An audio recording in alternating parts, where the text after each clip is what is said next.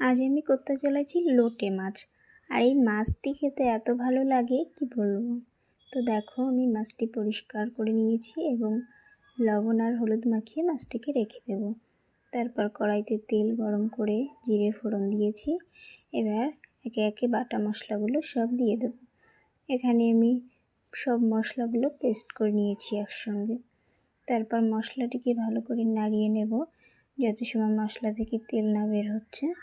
ভালো করে মশলাটিকে নাড়িয়ে তারপর আমি এই মাছগুলোকে দিয়ে দেব।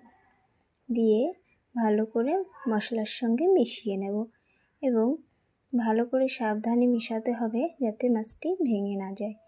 তো দেখো আমি ভালো করে মাছটিকে মিশিয়ে নিয়েছি। তারপর মাঝে মাঝে একটু নাড়িয়ে দিয়েছি খুব সাবধানে যাতে মাছটি ভেঙে না যায়, যেহেতু মাছটি খুব নরম।